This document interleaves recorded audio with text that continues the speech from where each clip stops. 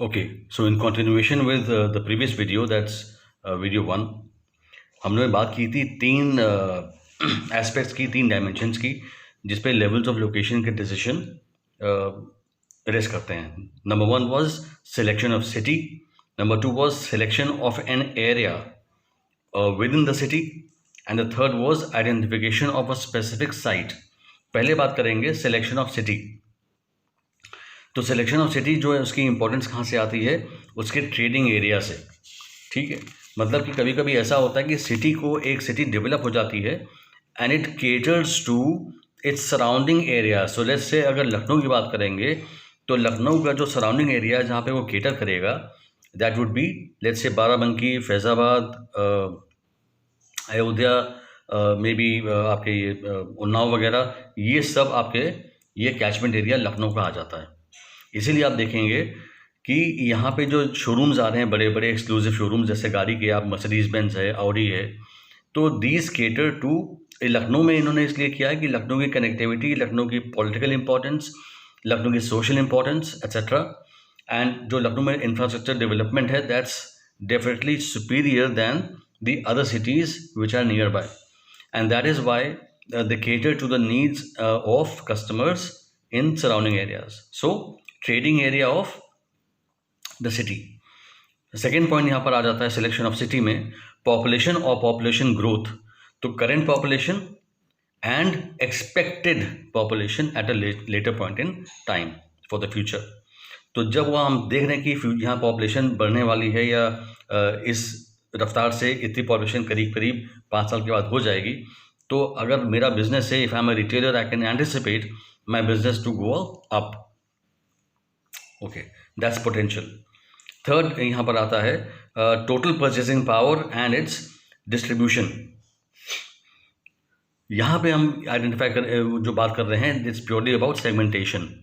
तो ये माना जाता है कि जो इंडिया की बात करेंगे, इंडिया स्पेसिफिक, तो ये माना जाता है कि जो मैक्सिमम परचेजिंग पावर है that is in the hands of the middle class.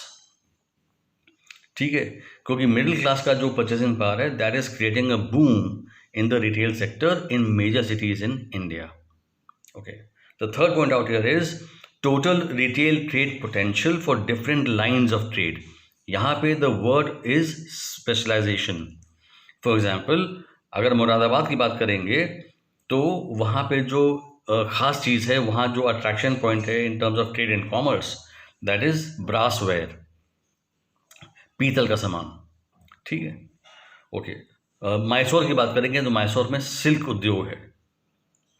The next point out here is number, size and quality of competition, यानी कंपेटिटिव एनालिसिस, जो कि हर कोई मैन्युफैक्चरर, हर कोई रिटेलर करता ही करता है कि वो जो सामान बेच रहा है उसके कंपटीशन में वहाँ पर कौन है, कितने हैं, कैसे बेच रहे हैं. And the last point probably out here is development cost. Development cost मतलब कि cost of land, the rental value and other costs associated with development. ठीक है,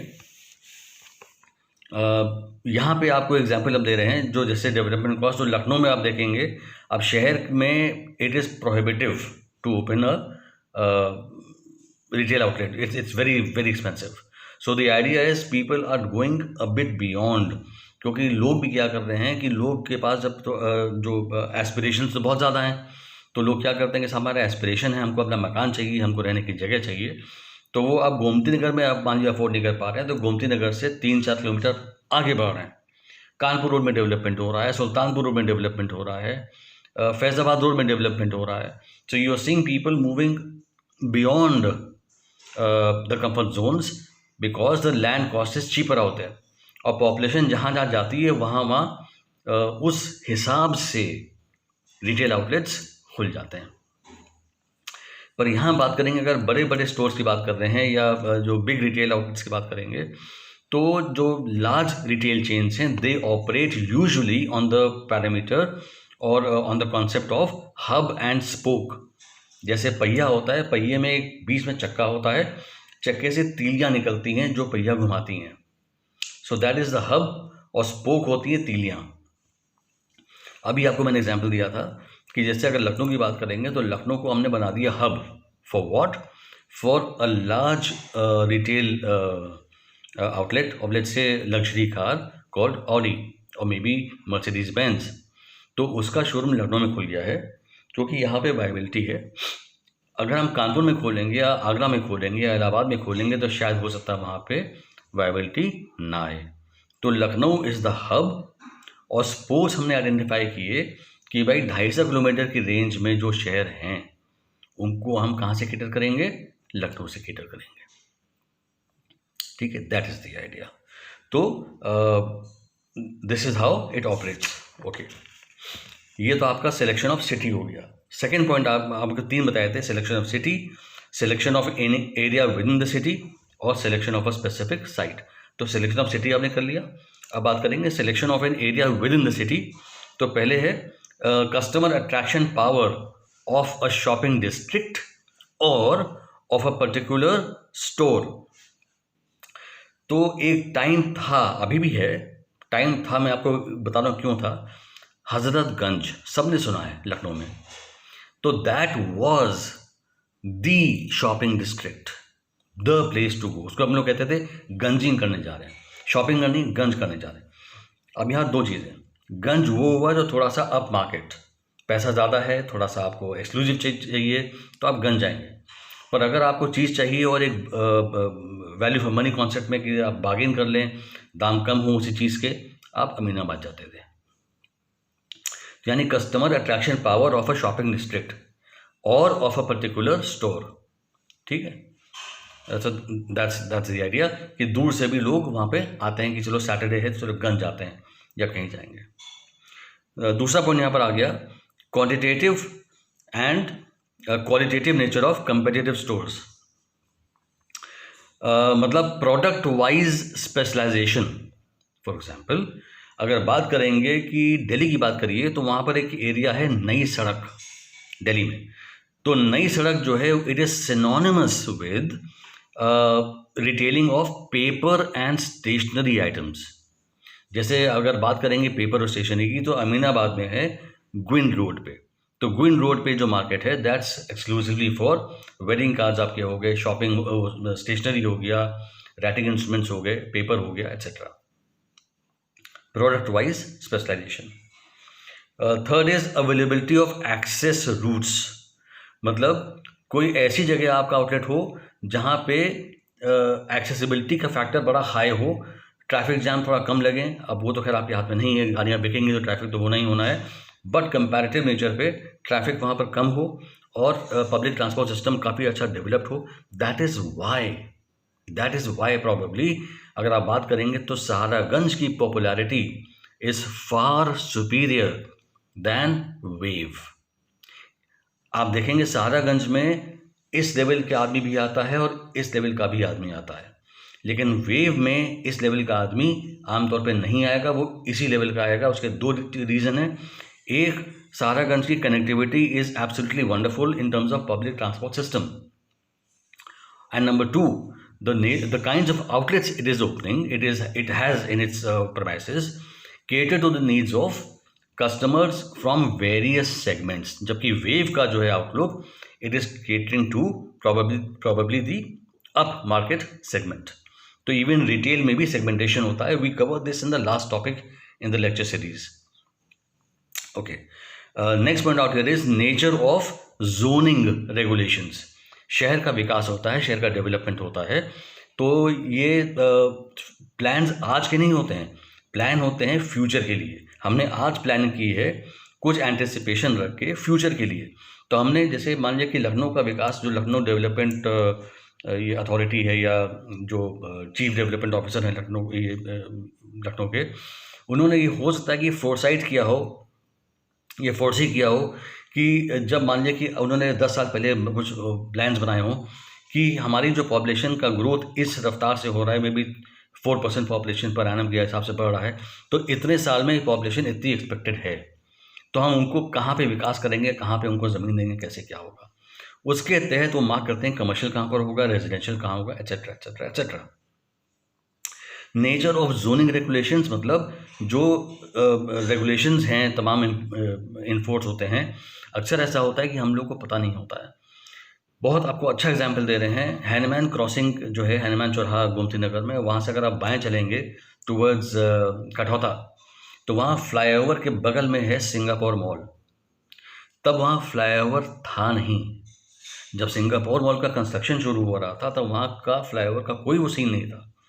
लेकिन अब क्या चक्कर है कि फ्लाईओवर के चलते सिंगापुर मॉल की जो एक्सेसिबिलिटी है दैट इज़ बीन कॉम्प्रोमाइज्ड। तो परफेक्टली हम कहेंगे कि जो जोनिंग रेगुलेशंस का जो इम्पैक्ट था it is felt by Singapore mall.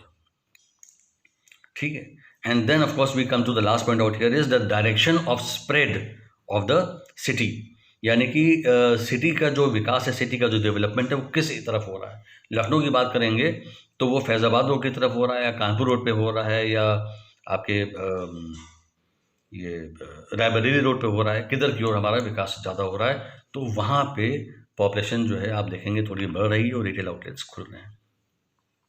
और थर्ड एस्पेक्ट पे आ जाए आपको, that is selection of specific site. तो पहले आपने सिटी डिसाइड किया, फिर आपने एरिया डिसाइड किया शहर के अंदर, और जब आपने एरिया तय कर दिया तो अब आप एरिया में साइट तय करेंगे। वहाँ पे क्या होता है, the idea is to attract customers from the flow of traffic. ठीक है, आप मतलब लोगों की नज़रों में आएँ।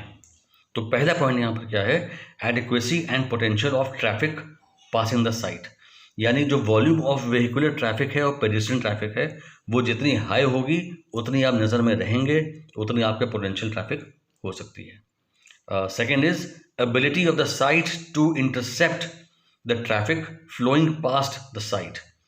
मतलब जो लोग वहाँ से उस एरिया से निकल रहे हैं, अगर वो उस सेगमेंट के हैं जिसको आपने टारगेट किया हुआ है तो वो आपके स्टोर की तरफ अट्रैक्ट होंगे।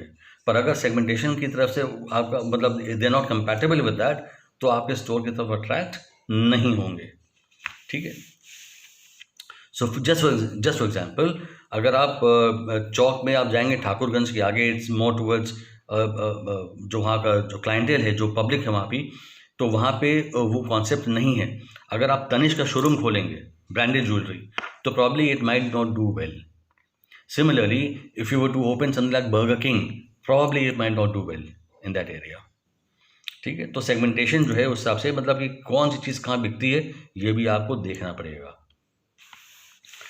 And of course third next point out here is complementary nature of adjacent store. तो एक जस्ट फॉर एग्जांपल कि अगर हमारी यहाँ दुकान है जहाँ पर हम स्कूल के ड्रेसेस सप्लाई करते हैं, और हमारे 3-4 दुकानें छोड़ के 2-3 दुकानें ऐसी हैं जो स्कूल की स्टेशनरी कर रही हैं, या थिंग्स लाइक दैट, या कोई वहाँ कंप्यूटर्स की दुकान है, लैपटॉप की दुकान है, मोबाइल फ़ोन्स की दुकान है, तो दीज आर कॉम्प्लीमेंट्री प्रोडक्ट्स। कि स्कूल का बच्चा जब आएगा तो आज की तारीख में उसको मोबाइल फ़ोन भी चाहिए, लैपटॉप भी चाहिए, स्कूल की यूनिफॉर्म भी चाहिए, स्कूल बैग भी चाहिए और बुक्स भी चाहिए। तो अगर हमारा एक कॉम्प्लेक्स है जहाँ पर ये शॉप्स हैं इस तरीके से selling complementary products, fantastic. Next point out here is adequacy of parking. देखिए साइट की इंपॉर्टेंस क्या है, साइट की इंपॉर्टेंस पार्किंग से भी आती है कि पार्किंग की फैसिलिटी वहाँ पर अच्छे से हो। And the last point out here is कि जो अनफ्रेंडली कंपटीशन है वो उससे तो खैर मतलब बचना आपके वो उसमें नहीं है। आज आपने दुकान खोल ली, कल को पता लगा वहाँ कंपटीशन आ जाए, जिसमें कि जो सबसे गंदी चीज़ यहाँ पर होती है that is aggressive pricing strategies. आपके जो प्रतिद्वंदी हैं या आपके जो कंपेटिटर्स हैं, they might resort to aggressive pricing strategies which of course is not in your hands, but then it's just an idea कि ये साइट में अगर हम अपनी शॉप खोलेंगे तो हमारा कॉम्पिटिशन यहाँ पे उस इंटेंसिटी का नहीं होगा। यहाँ पर अगर हम हैं तो हम ही हैं। तो 3 आपको मैंने बताया, selection of city, selection of area within the city and selection of site, the importance. So we will discuss further the types of retail location, वो हम आपको नेक्स्ट वीडियो में बात कर लेंगे, maybe in the lecture series. So this would be for today, right? Thank you.